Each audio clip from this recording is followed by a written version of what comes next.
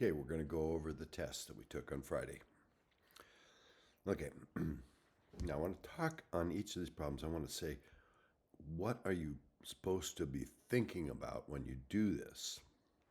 Now, if you're going to find critical points are maximums and minimums, and those special inflection points where the slope is zero. So to find them, you need to set the first derivative equal to zero. And the second derivative test, you put the values you find by setting the first derivative equal to zero into the second derivative and see whether the curve is concaved up or down, and that confirms whether they're maximum or minimum or neither. So, got to take the first derivative, got to take the second derivative, you set the first derivative equal to zero, and then put those answers into the second derivative and check whether they're positive or negative. That's what you're supposed to do on number one. So let me go through and do that. The first derivative, that's going to be 3 times 2, 6x squared. 2 times 3, 6x to the 1, minus 12, and the derivative of 7 is 0. So that was worth 3 points. Then you need to find the second derivative. So that's 12x plus 6, another 3 points. You set the first derivative equal to 0.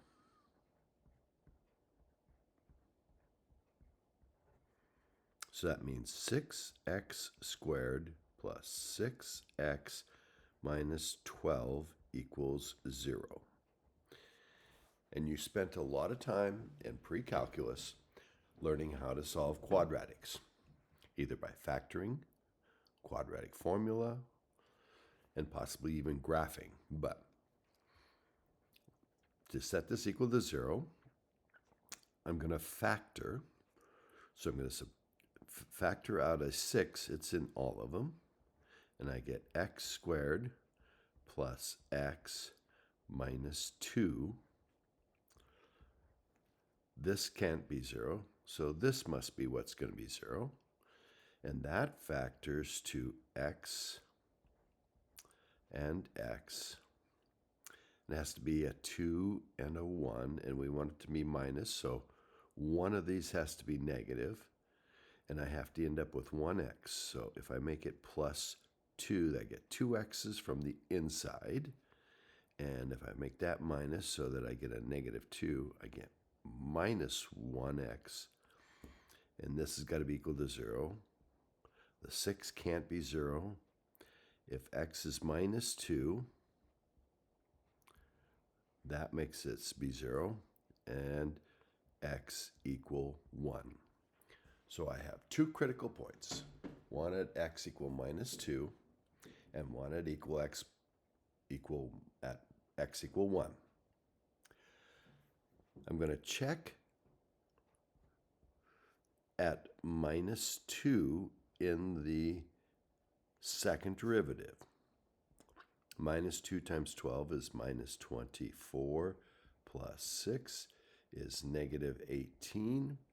So it is concaved down at minus 2. So that must be a max. There's a max at minus 2. Now, if you want, you can put minus 2 into the original one and find out how high that maximum is. But I didn't ask you for that. You put the 1 into the second derivative. So that's 12 times 1. Excuse me, plus 6 is 18. It's positive, so it's concaved up. So if it's concaved up, this must be a min.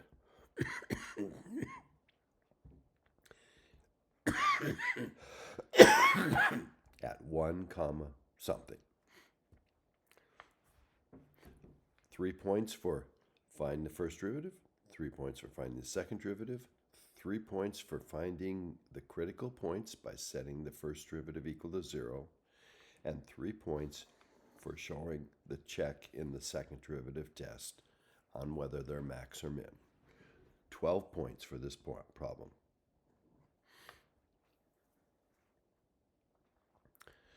All right.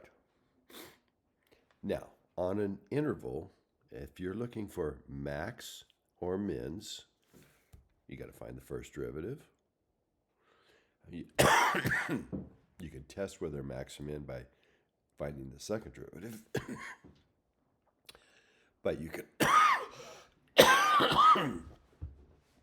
and you need to also know if they're a maximum or minimum. So you need to put the critical points back into the function and find out how high they are. And you also need to check at the ends of each interval because that might be higher than any local min or max.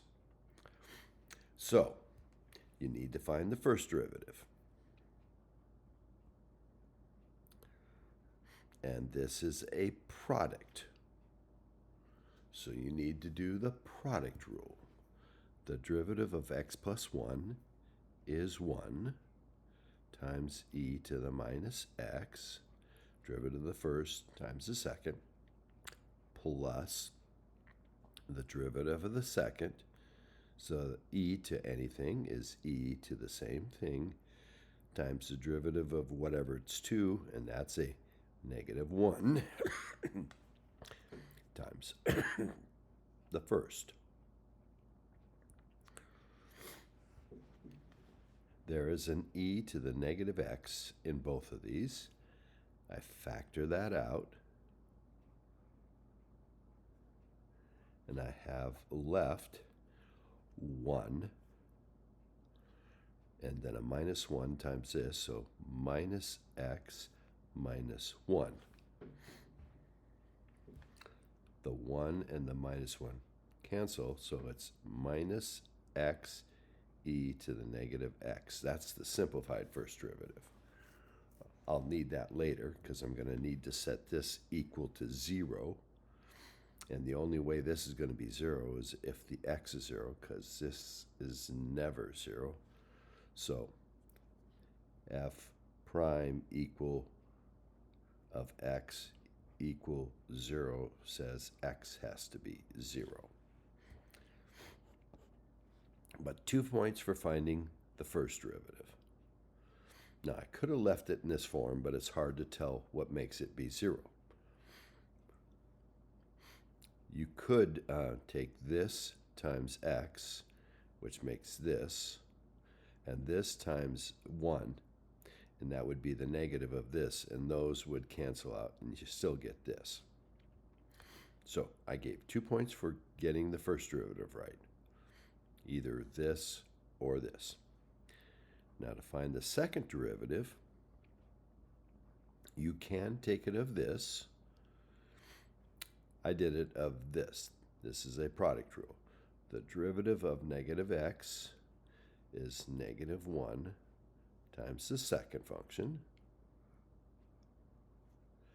plus the derivative of the second function. So derivative of e to the negative x is e to the negative x times the derivative of negative x, which is negative 1, times the first, which is negative x. There's e to the negative x in both of these, so I can factor that out. There's a negative e to the negative x. So this times 1 makes this, and this times a negative x makes this. So 2 points for getting the first derivative. Simplified is nice. 2 points for finding the second derivative. 2 points for setting the first derivative equal to 0, 2 points for setting the second derivative equal to 0, which is x equals minus 1. Whoop. I think I didn't do that. I think I set 2 points for getting the first derivative and setting it equal to 0. 2 points for setting the second derivative, getting the second derivative and setting it equal to 0. Now, this would be an inflection point. So there's an inflection point at x equal minus 1. There's either a local max or local min at 0, and we can find out by putting that into the second derivative. If we put 0 in here, we get negative e to the 0 is 1, so negative 1. Put 0 in there, and it's 1, so I get negative 1 times 1, which is negative 1. It's negative, so it's concave down. So at x equal 0, it's a local max because f double prime of 0 is negative 1, concaved down.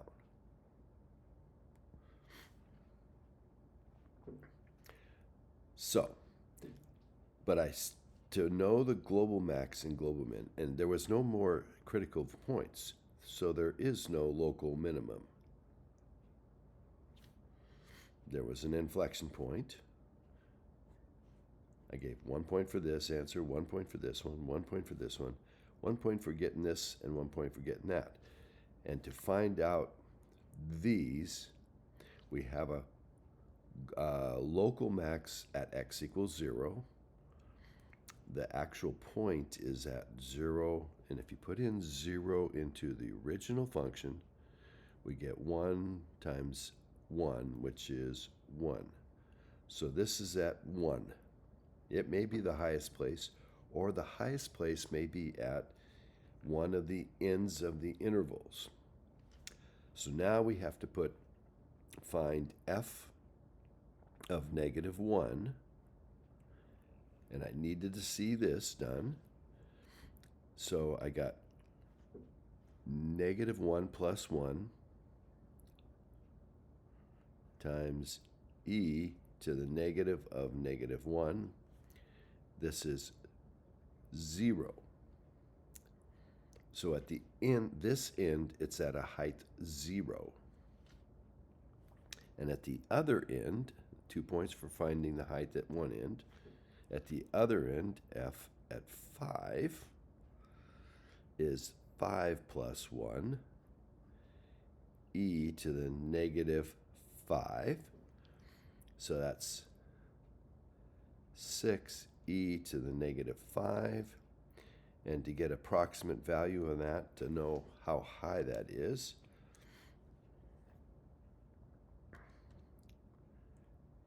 six e to the negative 5, it's only 0.04 high. 0.04. So now I have a maximum of 1, a local maximum of 1, and I have a height of 0.04 at one end and a height of 0 at the other end. So that must mean that the highest place is the local maximum. The local maximum is 1 at 0. So it is 1. It happens at 1, 0. What's the global min? Very lowest place. Well, the lowest place might be here, or it might be here, or there is no other minimum, local minimum, and this one is lower than this one, and that happened when we were at -1. At -1, it was 0. So the global min is 0.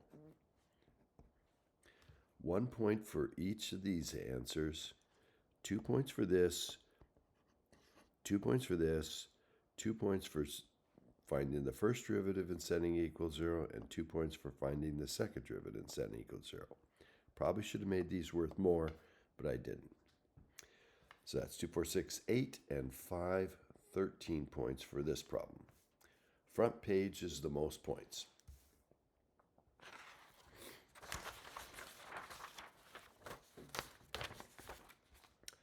Number 3. If this is the x-axis and this is the y-axis, and the derivative is negative, the slope is negative, so the main curve, if this is the derivative, the main curve, before we took the derivative, has to have a negative slope, which means it's decreasing. In fact, all three of these slopes are all below the x-axis. They're all these values are negative, and so all of these graphs mean of the derivative are telling us the first derivative, the original graph is decreasing. So it's got to be A, B, or E. Now, the second derivative, if this is going up, that means the second derivative is going to be greater than 0, or concaved up. If this has got positive slope, even though the whole graph is negative, it's got positive slope. Positive slope, the second derivative is the slope of the first derivative. If it's positive, the graph's got to be concaved up and decreasing, which is B. This one is got negative slope and then positive slope, so it's going from concaved, going this way means concaved. The second derivative is going to be negative, so it's concaved down. And then from here on, it's concaved up.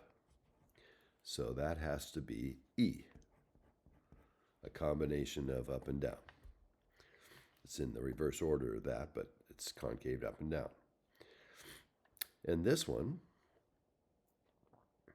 this is all negative, so it's a decreasing, and the slope of this graph is always negative. So f double prime is going to be less than 0, which means it's concaved down. So that's A. Decreasing because this is all negative values and concave down. Okay. So that was 2 points, 2 points, and 2 points. 6 points total.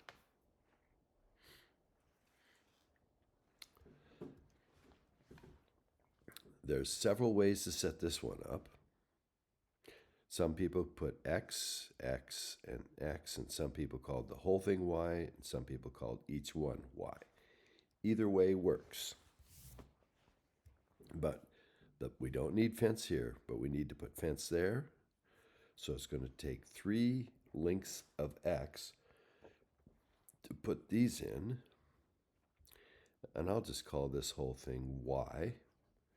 And I'll need Y more fence for this whole length here. And that, if I'm going to maximize, I want to use all of my fencing, which is 150 feet.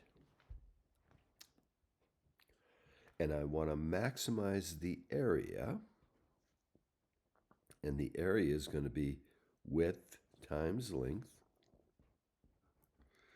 Now, if you called this Y, it would have been 2y, so it would have been 2yx, and there would have been 2y there. It doesn't change much of anything. It just depends on, well, whenever we get for y, we have to split it in half for each pen. If we put the 2y here and the 2y there, then we don't have to split it. All right. Now, we want to maximize the area, so we want to find the derivative of the area and set it equal to 0. So we either need to get the x out of here or the y out of here by solving for the x or for the y from this constraint. This y is pretty easy to solve. It's 150 minus 3x is what y is. So I can put that in for the y. So I get x times this. The area is 150x minus 3x squared. To maximize it, I set the first derivative. So I'm going to take the derivative of a with respect to x, and I get 150 minus 6x. 2 times 3 is 6 to the 1. I set that equal to 0. So 150 minus 6x equals 0. I can add 6x to both sides. Divide by 6. And 150 divided by 6 is 25. So this length, x, has to be 25 feet. Now, if x is 25, 3 times 25 is 75. And if I take that away from 150, that leaves y being 75. So y equals 150 minus 3 times the 25 we just found out. 3 times 25. 150 minus 75 is 75. Is the y I have, 75 feet, or each pen would be 37.5, half of 75. Or the whole length is 75. I accepted this with this, or this with this. Okay, 6 points.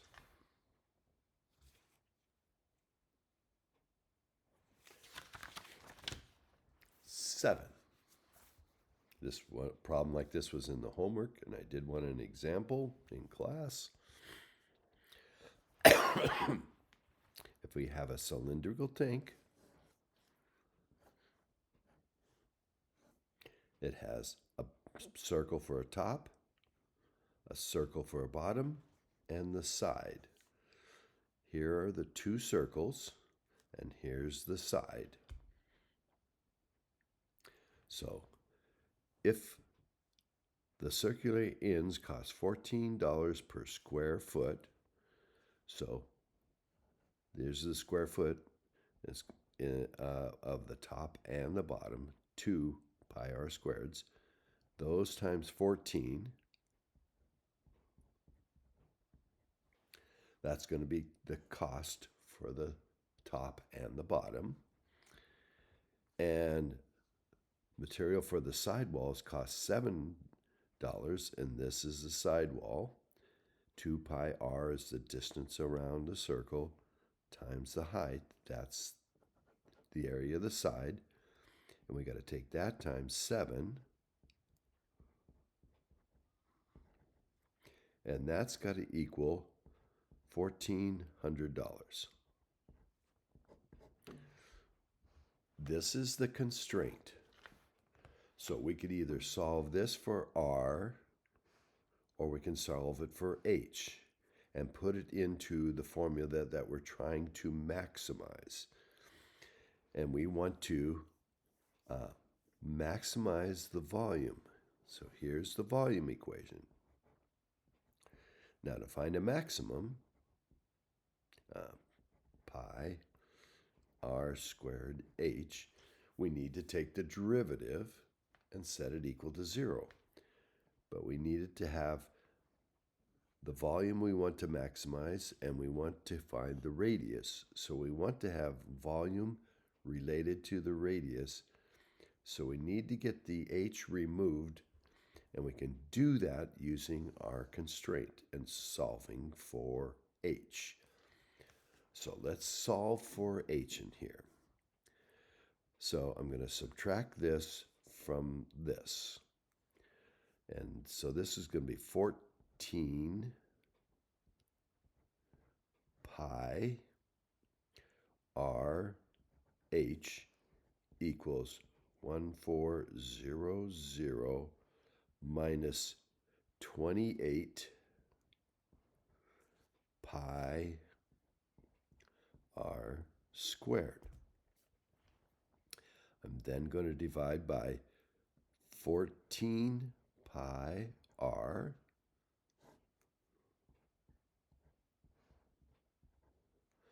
to get that out of there, and I have something to put in place for h. It would be nice to simplify this. So I have 1400 divided by this and this divided by this. 14 goes into both of those, and that would be 100. And then the pi and the r would still be there. Minus 14 into 28 goes 2. The pi's cancel, and one of the r's cancel. So my volume formula in terms of r only would be pi r squared times h.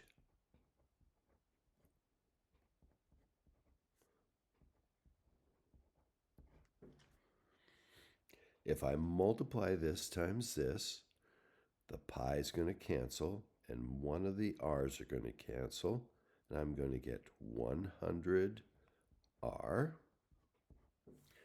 And if I multiply this times this, I'm going to get minus 2 pi r to the third. That's what the volume is. Now I have the volume related to the radius. To maximize, I'm going to take the derivative and set it equal to 0. So dv dr, the derivative with respect to r, is going to be 100. 1 comes down, r to the 0, so it's gone. 3 comes down and becomes minus 6 pi r squared. And I'm taking the derivative with respect to r, so there's no dr, dt, or anything else. I'm going to set this equal to 0.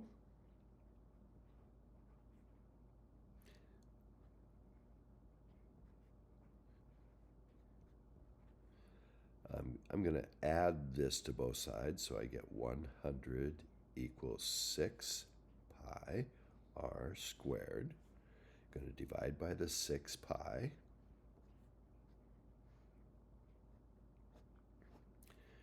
And so r squared is equal to this, so r is going to be the square root of 100 over 6 pi.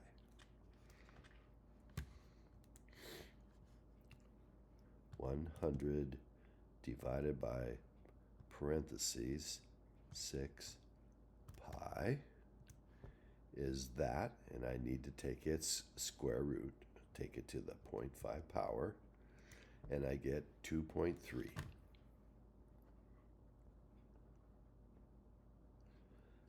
So if I make the radius 2.3,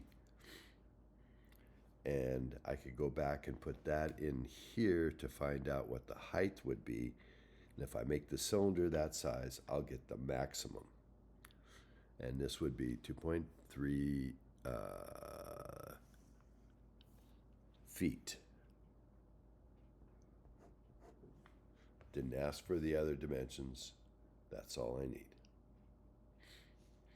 So this is worth 6 points.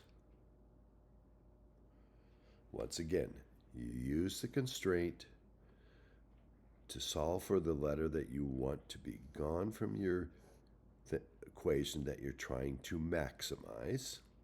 We needed to solve for h because we wanted to go on. We wanted to maximize v with respect to r. It says determine the radius that maximize the volume. So I need to relate volume to the radius. Then I take the derivative, simplify it, take the derivative, set it equal to 0 to find the max.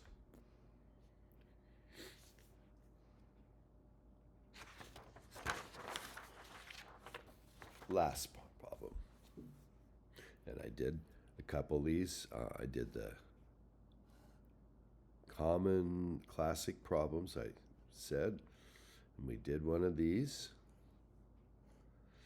It's dumping into a cone.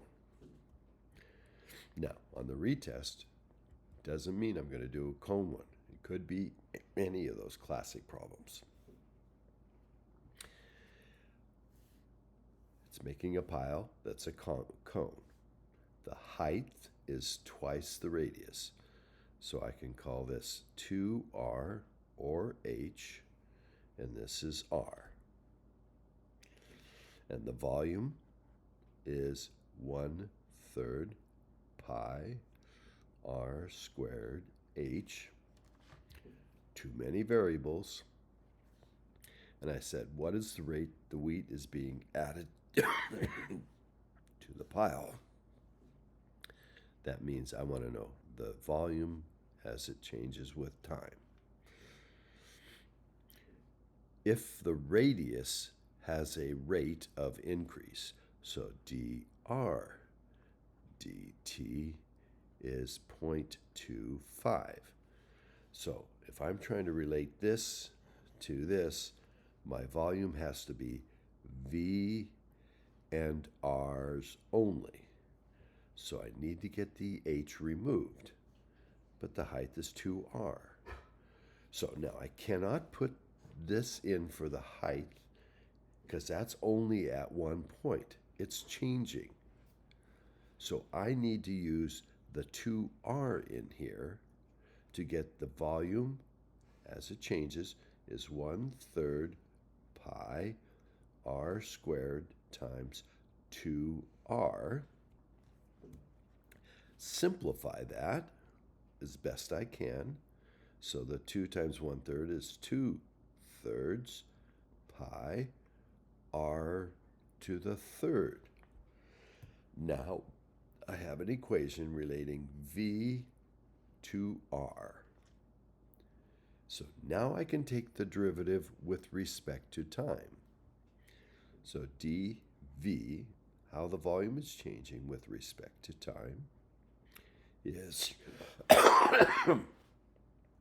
3 times 2/3 is 2 pi r squared, and I'm taking the derivative with respect to time, so this time it's not with respect to r, so I need to go dr dt.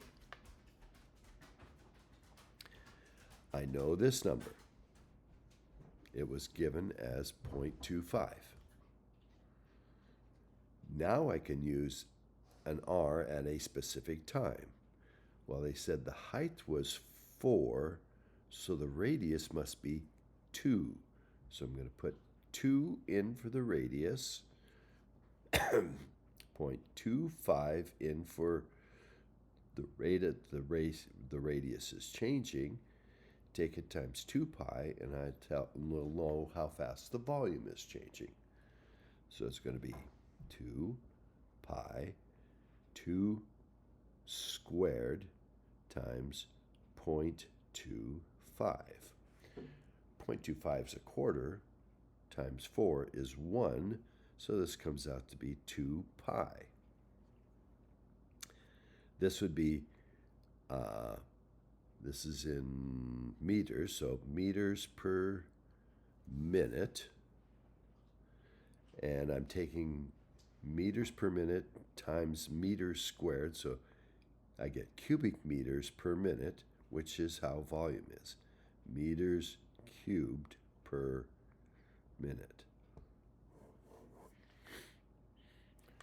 6 points. Once again, whenever you're doing a related rate problem with respect to time, you'll have to identify the rates that you want to know and do know. And that tells you you have to relate V with R before you use any given instant. And before you use this, you have to relate V to R. So we have to get the H out. We know how they relate there. So we're able to get the H gone and simplify it. Now we got V related to R. We can take the derivative with respect to time. And now we can find this by putting in what R has to be. If the H is 4, R is 2. dr dt was 0.25 meters per minute. So we get meters times meters per minute. That comes out to be 1 times 2 pi, or 2 pi meters cubed per minute is how fast the volume, that's the amount of volume, the change in the volume per minute. Change, how much is, wheat being added to the pile every minute. 6.28 cubic meters. That's a lot of wheat.